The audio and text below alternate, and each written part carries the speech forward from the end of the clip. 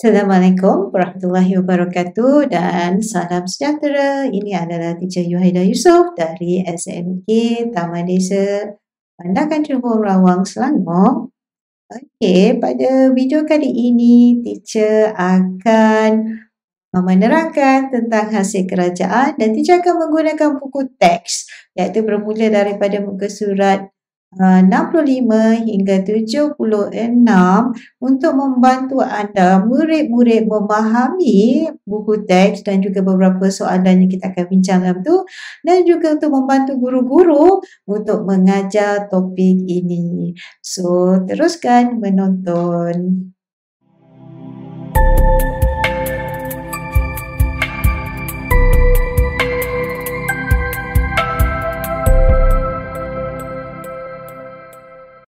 Baik, kita akan buat tentang hasil kerajaan. Okey, tajuk kita hari ini adalah hasil kerajaan daripada berpandukan buku teks daripada muka surat 65 hingga 76.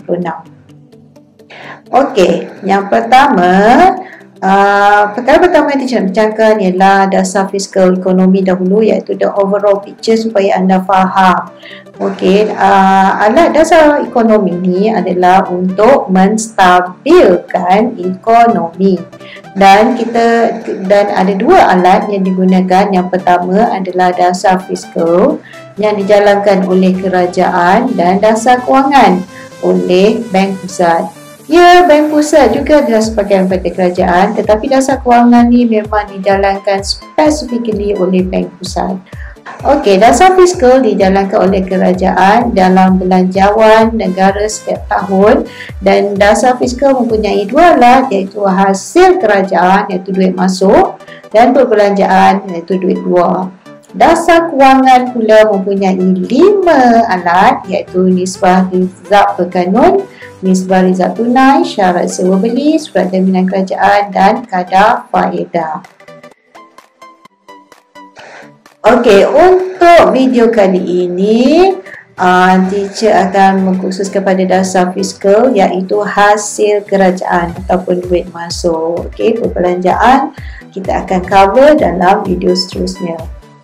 Okey, baik. Hasil kerajaan ataupun duit masuk untuk kerajaan ni terdiri daripada mula-mula dia pecah kepada dua, iaitu hasil cukai dan hasil bukan cukai. Okey, hasil cukai pecah pada dua, iaitu cukai langsung dan cukai tak langsung. Kita pergi dulu kepada hasil bukan cukai sebab dia lebih mudah dan jarang sikit ditanya. Dia akan ditanya dalam soalan kertas satu objektif, ya. Okey, hasil bukan cukai terdiri daripada 6 jenis. Yang pertama ialah denda dan penalti. Denda contohnya apabila anda didenda kerana buang sampah di tempat yang tak sepatutnya, penalty. Okey. Alright, yang kedua ialah lesen dan permit. Okey, contohnya bila kita bayar lesen memandu, okey, ataupun permit untuk membuka kedai. Ini semua adalah hasil kerajaan yang hasil bukan cukai. Yang ketiga ialah faedah dan pulangan pelaburan kerajaan. Kerajaan juga melabur di luar negara dan faedah yang diterima daripada pelaburan tersebut adalah salah satu hasil bukan cukai kerajaan. Seterusnya ialah sewa harta ataupun aset kerajaan. Contohnya apabila kakak atau abang kamu berkahwin dan menyewa, ibu bapa kamu menyewa dewan, dewan di bangunan-bangunan kerajaan, bayaran itu adalah salah satu daripada hasil bukan cukai kerajaan. Dan seterusnya pemberian kerajaan luar. Kadang-kadang ada kerajaan luar memberi bantuan mungkin dalam bentuk kewangan atau pembarangan, itu juga adalah hasil bukan cukai. Selalunya pemberian kerajaan luar ni contohnya kalau berlaku banjir dan sebagainya, maka kerajaan luar akan memberi bantuan kepada kita. Itu adalah hasil juga pada kerajaan. Cuma di Malaysia ni kita yang banyak bagi bantuan kepada kerajaan sebab alhamdulillah negara Malaysia ni aman, ya. Okey, yang seterusnya ialah dividen saham GLC, Government Link Company ataupun syarikat separa kerajaan ya. So yang mereka contohnya TNB. Okey, TNB adalah sahamnya adalah dibekalkan oleh kerajaan, tapi running ataupun perjalanannya oleh pihak swasta. So kerajaan membeli sahamnya, maka dividen tu daripada saham tersebut adalah hasil bukan cukai. Okey, bahagian ini selalunya keluar kertas satu, so anda cuma perlu faham sahaja apa dia. Okey, yang anda betul-betul nak kena lebih faham ialah bahagian ini, iaitu hasil cukai, dan ini selalu ditanya dalam kertas 1 dan juga kertas 2. Okey, hasil cukai terdiri pada cukai langsung, iaitu kita kena bayar direct terus kepada kerajaan, dan cukai ini tidak boleh kita pindahkan kepada orang lain. Yang kedua ialah cukai tak langsung, iaitu cukai yang kerajaan kenakan contohnya kepada syarikat atau sebuah kedai itu. So kedai itu paskan cukai itu kepada pelanggan, maka harga yang dinaikkan tu, okey.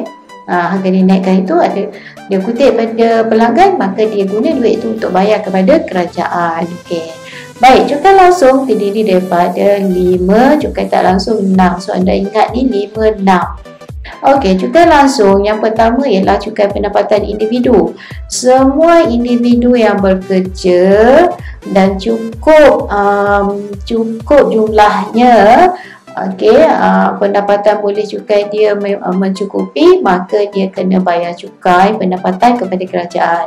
Dan semua syarikat akan membayar cukai pendapatan syarikat yang lebih kurang 24%, lebih 24% lah, namun jumlah itu ditentukan dalam belanjawan negara setiap tahun ya. Yang ketiga adalah cukai pendapatan koperasi. Ini adalah cukai langsung yang paling kecil. Okay, yang paling besar ialah syarikat sebenarnya. Syarikat kerajaan banyak kutip cukai pada syarikat. Yang paling kecil ialah koperasi, sebab tak banyak koperasi di Malaysia. Okey, kemudian cukai pendapatan petroleum, daripada cukai yang kerajaan kutip daripada Shell ke dan sebagainya. Okey, dan cukai-cukai langsung yang lain yang tak termasuk dalam kategori atas. Okey, cukai tak langsung terdiri daripada 6, iaitu 3 duty dan 2 cukai. Okey, 3 duty, 2 cukai dan levy. Okey, duty ni bila sebut duty, maka sebenarnya dia dikutip oleh Jabatan Kastam. Okey, duty excise adalah cukai yang dikenakan ke atas barangan Malaysia yang dibuat di Malaysia dan dipasarkan di Malaysia. Duty import adalah barang luar negara yang nak masuk ke Malaysia, kerajaan kutip cukai. Dan duty export adalah cukai yang dikenakan ke atas barang Malaysia yang dieksport keluar. Okey, lepas tu cukai barang dan perkhidmatan iaitu GST. Cukai perjudian, contohnya yang dikenakan ke atas genting, magnum dan sebagainya, dan levy. Kita akan pergi lebih khusus selepas ini ya. Okey, so ini adalah jumlah. Okey, kita tengok ni ada dalam muka surat 65 buku teks. Jumlah hasil pada tahun 2016 adalah 212,596 juta. Okey, daripada tersebut cukai langsung membentuk 52%, more than half, lebih dari separuh. Hasil bukan cukai yang jenis yang ni kecil saja, iaitu 21%. Cukai tak langsung 27%. Okey, ini adalah anggaran hasil kerajaan Persekutuan pada tahun 2016. Okey, seterusnya. Okey, aku masuk cukai langsung. Sebelum cukai langsung ialah beban cukai tidak boleh dipindahkan kepada pihak lain. Okey, dan kita tengok tadi dia adalah hasil terbesar kerajaan, iaitu 52%. Okey, dan ia terdiri daripada 6. Yang pertama, cukai pendapatan individu dikenakan ke atas setiap individu yang memperoleh pendapatan tertentu dalam tempoh 1 tahun. Maknanya kena bayar setiap tahun ya. Dikenakan ke atas upah, gaji, allowance, bonus, faedah, dividen dan sewa. So apa-apa pendapatan, contohnya katalah teacher seorang guru, teacher dapat gaji, teacher kena declare pada kerajaan. Okey, lepas tu allowance yang teacher terima, bonus yang teacher terima, teacher kena declare. Lepas tu katalah teacher ada saham, nanti teacher dapat faedah, teacher kena declare juga kepada LHDN, Lembaga Hasilan Negeri, dan boleh dikenakan cukai. Okey, faedah lepas tu dividen daripada saham. Okey. Dan juga sewa, katalah teacher ada 2 rumah, satu teacher sewakan. Tu semua kena declare. Cuma ramai orang tak declare semua kan, declare upah je. Tapi di segi undang-undang kena declare. Okey, yang kedua ialah cukai pendapatan syarikat. Dikenakan ke atas keuntungan yang diperolehi oleh syarikat berhad. Okey, kalau syarikat yang berhad tu individu yang kena, ke atas individu, bukan ke atas syarikat kan. Kalau syarikat berhad memang cukai tu ke atas syarikat. Okey, yang ketiga ialah cukai pendapatan koperasi, dikenakan ke atas keuntungan yang diperolehi oleh koperasi, iaitu kecuali koperasi sekolah kan, sebab sekolah kan, dan sumbangan terendah hasil kerajaan. Yang keempat, 5, 6. Okay. Yang keempat ialah cukai pendapatan petroleum, dikenakan ke atas semua syarikat petroleum yang beroperasi di Malaysia, termasuklah Shell ke apa lagi, banyak lagi kan. Okey. Dan yang kelima ialah cukai-cukai langsung yang lain. Contohnya cukai keuntungan tanah, kalau jual tanah dapat untung kan. Duty stamp, cukai pintu kan. Cukai yang kita bayar kepada majlis perbandaran. Okey. Cukai tanah ni maknanya atuk nenek kamu memang bayar setiap tahun ke atas tanah mereka. Kalau seterusnya cukai tak langsung. Cukai tak langsung ialah beban cukai dia boleh dipindahkan kepada pihak lain. Selalunya dipindahkan kepada pengguna. Kerajaan kenakan kepada pekedai, pekedai pas kepada pengguna. Pengguna bayar, pekedai akan menggunakan duit itu untuk bayar cukai kepada kerajaan. Okey, so dikenakan ke atas barang dan perkhidmatan. Cukai tak langsung yang pertama adalah duty import. Ia dikenakan ke atas barang penggunaan yang diimport. Okay, barang penggunaan adalah barang yang sudah siap. Contohnya kalau pakaian sudah boleh guna pakai. Kalau kereta dah boleh pakai. Kalau makanan dah boleh makan dan seterusnya. Okey, tujuannya adalah of course sebagai hasil kerajaan dan juga untuk melindungi industri tempatan. Contohnya cukai dikenakan ke atas kereta import supaya kereta import jadi lebih mahal, jadi orang akan membeli kereta tempatan, kereta potong dan kereta Pro 2. Yang ketiga, mewujudkan peluang pekerjaan sebab apabila duty import dikenakan ke atas barang-barang import, barang import jadi lebih mahal, permintaan terhadap barang tempatan akan meningkat. So, firma-firma tempatan akan membesarkan operasi dan mereka akan mengambil pekerja. So, ini mewujudkan peluang pekerjaan kepada rakyat Malaysia. Okey, yang keempat, dia memperbaiki imbangan perdagangan. Macam mana tu teacher? Okey, apabila barang import dikenakan duty menjadikan ia menjadi lebih mahal, maka orang akan kurangkan membeli barang import. So, duit keluar akan berkurang. So, ini akan memperbaiki imbangan dagangan. Okey, yang kedua adalah duty export. Okey, ini adalah cukai yang dikenakan ke atas komoditi utama seperti kelapa sawit, palak dan lain-lain. Okey, komoditi utama maknanya daripada industri utama, okey, daripada dan ianya masih belum diproses, belum habis lagi. Okey. Dan tujuannya pertama of course sebagai hasil kerajaan. Kedua, untuk memajukan industri berasaskan sumber tempatan, iaitu meningkat ekspor. Maksudnya ialah kerajaan tidak menggalakkan kita ekspor kelapa sawit, balak mentah-mentah macam ni.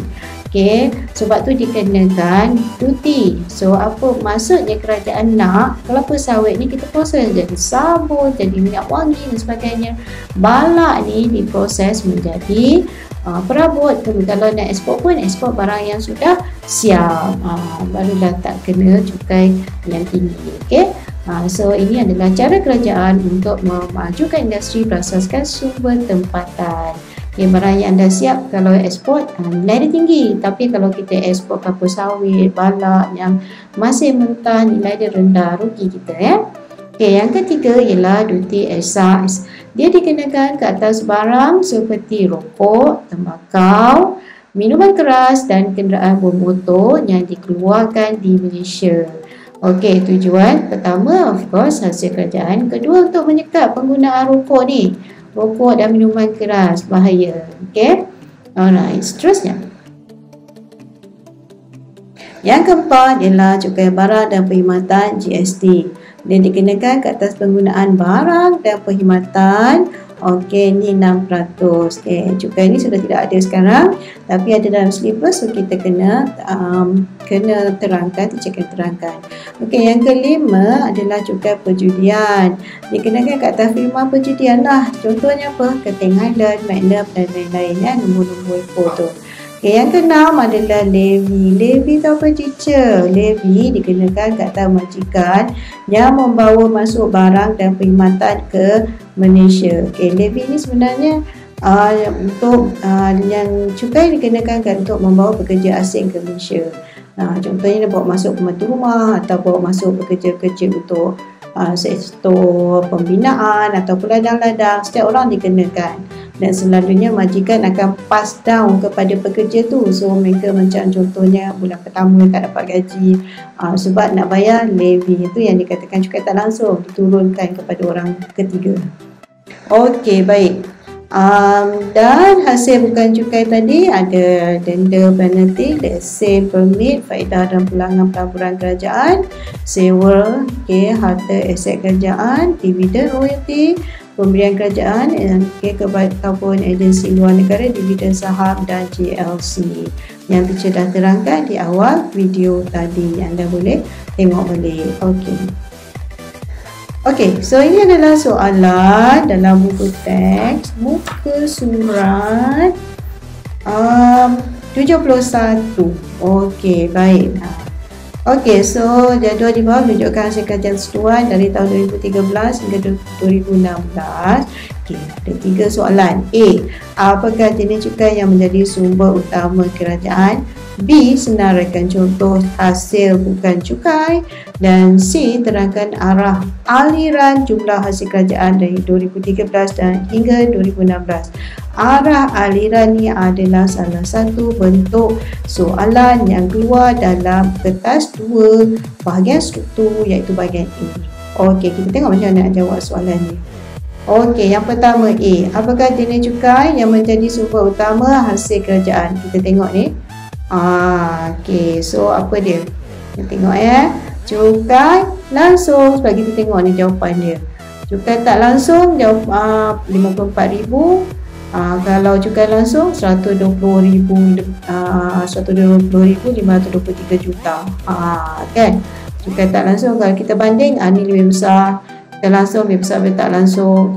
Cukai langsung lebih besar daripada tak langsung dan lebih besar daripada cukai-cukai yang lain, hasil-hasil yang lain. Okey, soalan B. Senaraikan hasil bukan cukai. Okey, tadi kita dah buat. Cuba kita buat mental exercise sekejap ya. Okey, apa dia? Denda dan apa tadi?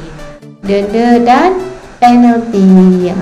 Contohnya kita parking rata-rata ke, tu kena denda dan penalti lah. Maknanya dia lebih kurang sama ya. Lepas tu lesen dan permit. Kan lesen nak berniaga, permit nak buka kedai semua. Okey, itu adalah hasil bukan cukai. Lagi apa dia? Okey, faedah dan pulangan pelaburan kerajaan. Apabila kerajaan melabur di luar negara, maka pulangan pelaburan itu adalah juga hasil tak langsung kerajaan.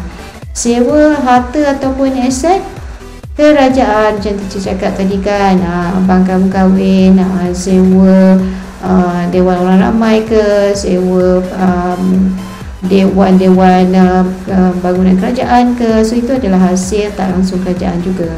Okay, dividen royalty. Ya, royalty petroleum dan gas asli. Pemberian dari luar negara, apabila negara-negara luar memberi bantuan. Okay, itu adalah juga pendapatan tak langsung. Dan yang terakhir adalah dividen saham dan GLC. Alright. Okay, seterusnya kita tengok soalan C. Ni yang soalan selalu keluar dalam kertas 2 bahagian A, iaitu soalan struktur aliran-aliran ni. Terangkan aliran jumlah hasil kerajaan dari 2013 hingga 2016. Okay, bila kita bercakap tentang aliran, alright. Okay, aliran ni dia ada 3 jenis aliran. Yang pertama adalah aliran meningkat. Yang kedua adalah aliran menurun.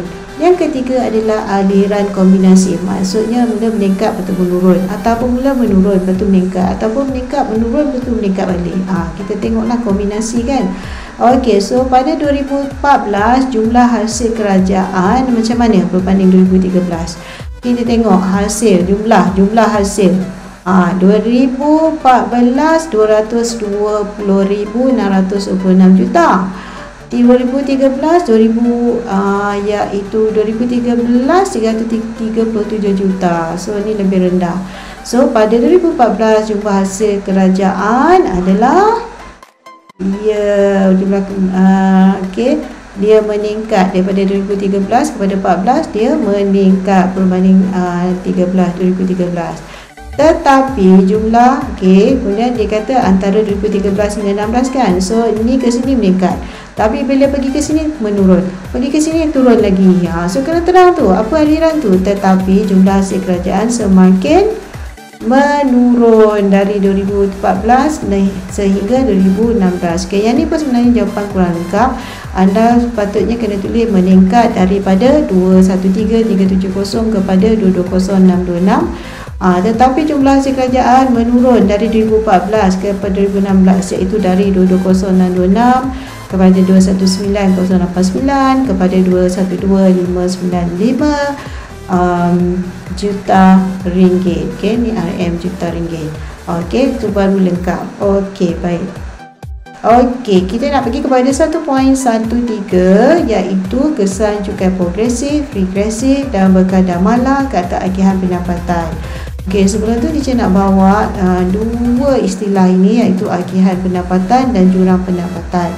Adalah penting untuk anda faham apa itu agihan pendapatan dan apa itu jurang pendapatan, baru anda boleh faham benda ni. So kita tengok apa dia agihan pendapatan. Agihan pendapatan merujuk kepada pembahagian jumlah pendapatan antara individu atau kumpulan dalam ekonomi. So maknanya kalau kita tengok kereta kancil, kalau kita cakap pasal kereta kan, kereta kancil ni adalah untuk golongan yang berpendapatan rendah. Kereta BMW pula adalah untuk golongan berpendapatan tinggi. Kalau Proton Myvi ke contohnya adalah untuk golongan berpendapatan sederhana. Situ maksudnya agihan. Golongan berpendapatan rendah dapatlah barang yang murah-murah. Golongan pendapatan sederhana dapat barang sederhana, dan golongan pendapatan tinggi dapat barang yang harganya tinggi. Next is jurang pendapatan. Dalam kelas live teacher ada yang tanya, teacher jurang pendapatan tu apa? Jurang pendapatan ialah kalau anda tengok dalam buku memang tak ada. Ni teacher terangkan Jurang pendapatan ialah perbezaan pendapatan antara golongan kaya dengan miskin. Ni jurang lah ni, jurang. Jadi miskin sangat, makanan tak ada, rumah pun mungkin rumah buruk, rumah kotak kan, kutip sampah. Yang ini adalah golongan yang kaya, duit berlimpah-limpah. So itu jurang. Kalau pada setengah-setengah negara seperti India, seperti China, jurang pendapatannya sangat besar. Yang miskin sangat, yang kaya sangat. Tapi dekat Malaysia, alhamdulillah, jurang pendapatan kita taklah begitu besar, dan kerajaan sedang berusaha untuk merapatkan lagi jurang.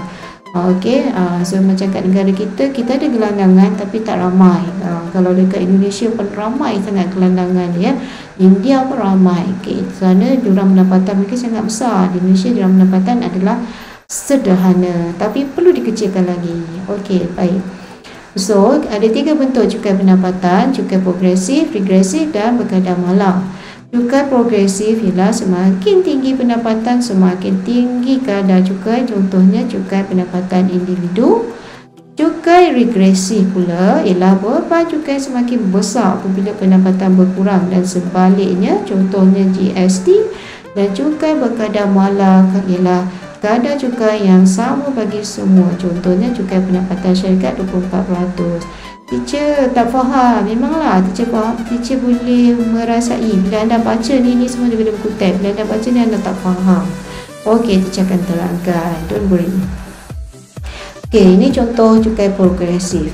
Dia adalah cukai yang semakin besar pendapatan kita, semakin besar cukai yang kita kena. Okey, ini adalah kadar cukai pendapatan yang dikeluarkan oleh LHDN. Ini kita dapat daripada homepage LHDN. Ini adalah kadar cukai pendapatan bagi tahun taksiran 2020.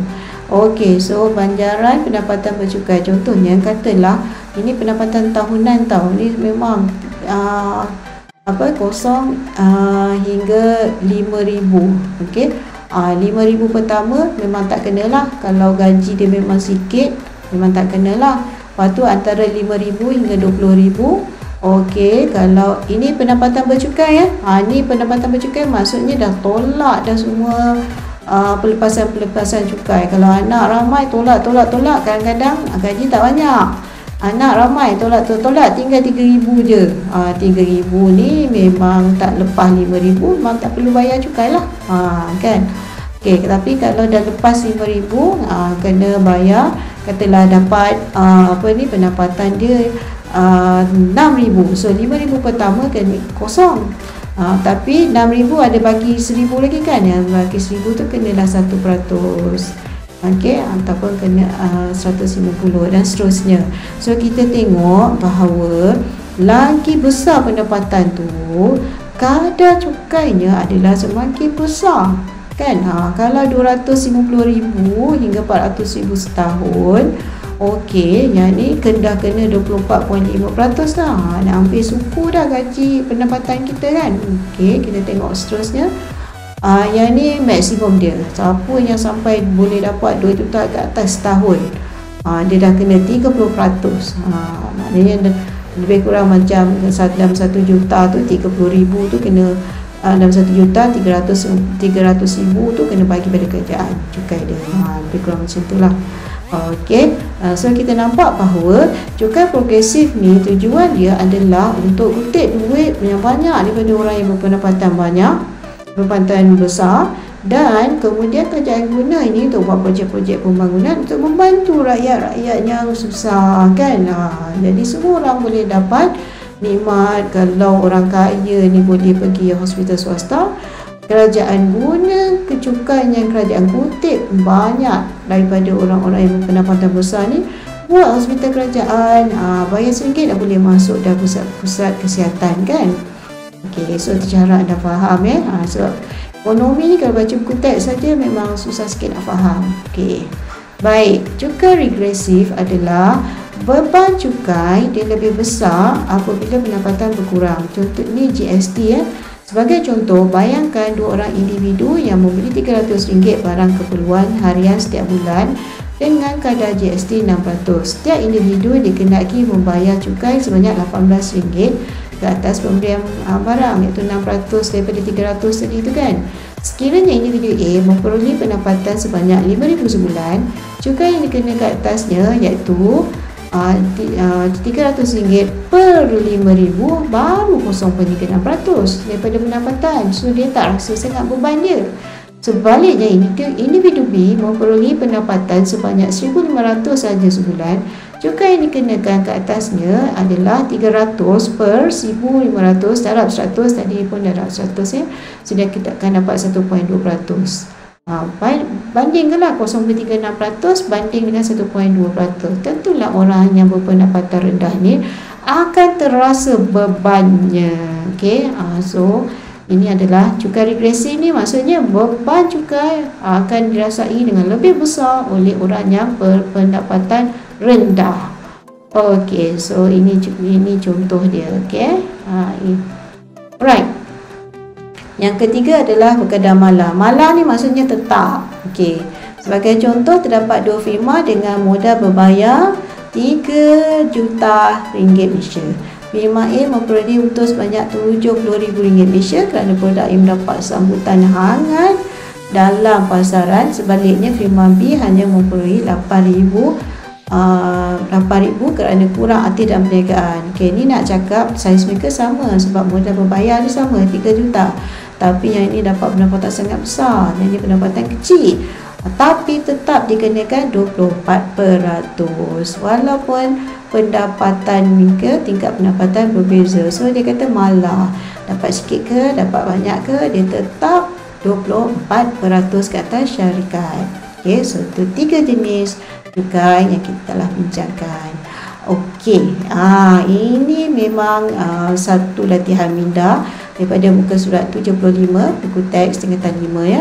Setelah ni di bahagian capai diri anda, setelah mempelajari ketiga-tiga bentuk cukai, jenis cukai yang manakah boleh membantu kerajaan menyelesaikan masalah jurang pendapatan masyarakat? Kita nak jurang antara orang yang miskin dengan orang yang kaya tu semakin kecil. Bagaimana kerajaan boleh menggunakan cukai-cukai ni, jenis cukai ni untuk merapatkan jurang tu? Okey, kita tengok cukai yang dapat membantu kerajaan menyelesaikan masalah jurang pendapatan masyarakat ialah cukai apa daripada 3 jenis cukai tadi? Tentulah cukai yang pertama tu kan, iaitu cukai progresif. Lagi besar gaji, lagi besar peratus dia kena bayar. Ini adalah kerana kerajaan akan menguntit kadar cukai yang lebih besar dari rakyat Malaysia yang berpendapatan tinggi. Semakin besar pendapatan seorang itu, semakin besar apa tadi? Kolom tadi. Semakin besar jumlah cukai pendapatan individu. Okey, pembetulannya bukan jumlah, semakin besar peratus cukai pendapatan individu. Okey, jumlah pun boleh lah, tapi lebih tepat ialah peratus. Okey, hasil cukai pendapatan individu ini akan digunakan oleh kerajaan untuk membuat projek. Kerajaan buat projek apa ya?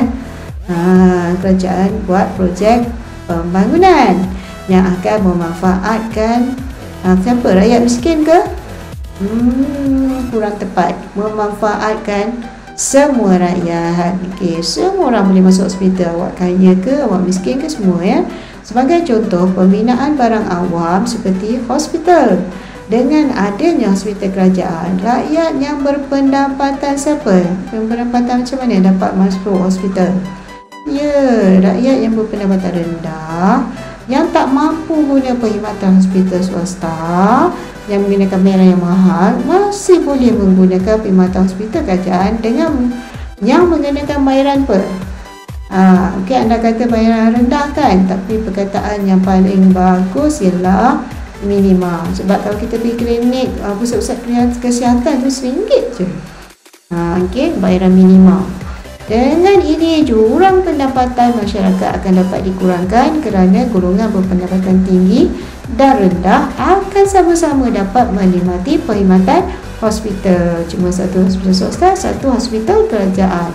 Itulah cara kerajaan merapatkan jurang pendapatan. So, teacher harap latihan ini membantu anda faham.